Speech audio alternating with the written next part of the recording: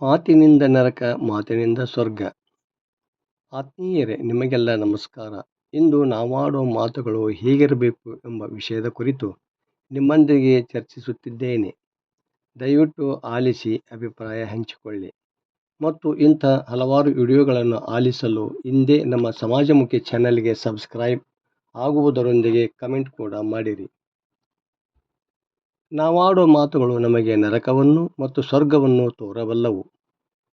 ಕೆಟ್ಟ ಮಾತುಗಳಿಂದ ನರಕ ಮತ್ತು ಒಳ್ಳೆಯ ಮಾತುಗಳಿಂದ ಸ್ವರ್ಗ ಗೋಚರಿಸುತ್ತದೆ. ಸ್ವರ್ಗ ಎಂದರೆ ಸುಖ, ಸಂತೋಷ ಮತ್ತು ಖುಷಿ. ಅದೇ ನರಕ ಎಂದರೆ ದುಃಖ, ಕಷ್ಟ, ಅಸಂತೋಷ ಅಲ್ಲವೇ?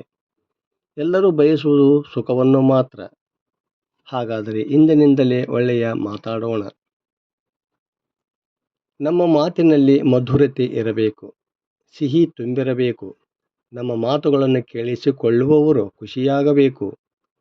ಮಾತಿನಲ್ಲಿ ಮಗುವಿನ ಮಧುರತೆ ಇದ್ದರೆ ಮಕ್ಕಳು ನಕ್ಕಂತೆ ನಮ್ಮ ಮಾತುಗಳು ಹೊರಬರುತ್ತವೆ.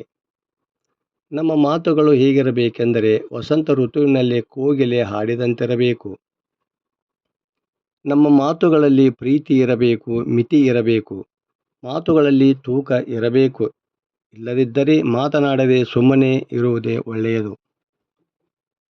ಅದಕ್ಕಾಗಿಯೇ ಬಸವಣ್ಣನವರು ಮಾತೆಂಬುದು ಜ್ಯೋತಿರ್ಲಿಂಗ ಎಂದು ಹೇಳಿದ್ದಾರೆ. ನಮ್ಮ ಮಾತುಗಳಲ್ಲಿ ಕೊಂಕಿರಬಾರದು, ಮತ್ತೊಬ್ಬರಿಗೆ ನೋವು ಕೊಡಬಾರದು. ಮಾತುಗಳಿಂದ ಮನಸ್ಸು ಅರಳಬೇಕೇ ಹೊರತು ಕೆರಳಬಾರದು. ನಮ್ಮ ಮಾತುಗಳನ್ನು ಕೇಳುತ್ತಿದ್ದರೆ ಮತ್ತೆ ಮತ್ತೆ ಕೇಳಿಸಿಕೊಳ್ಳುತ್ತಿರಬೇಕು.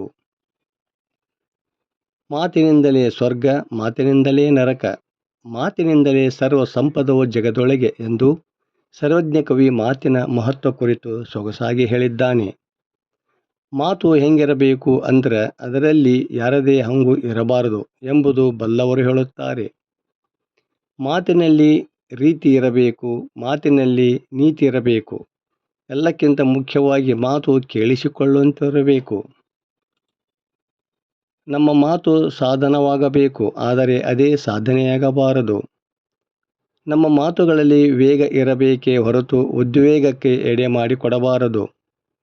ಮಾತುಗಳು ನಮ್ಮ ಮತಿಯಿಂದ ಬರಬೇಕು, ಆದರೆ ಅದರಲ್ಲಿ ಮತೀಯತೆ ತುಂಬಿರಬಾರದು. ಮಾತು ಮುತ್ತಿನಂತಿರಬೇಕು, ಅದರ ಜೊತೆಗೆ ಮೆತ್ತಗಾಗಿರಬೇಕು. ಅಂದಾಗ ಮಾತ್ರ ನಾವಾಡೋ ಮಾತು ಮತ್ತೊಬ್ಬರಿಗೆ ಹಿತ ನೀಡಿ ಅವರೂ ಸಹ ಖುಷಿಯಾಗುವಂತೆ ಮಾಡಬಲ್ಲದು. ಆಲಿಸಿದ ಎಲ್ಲರಿಗೂ ಧನ್ಯವಾದಗಳು.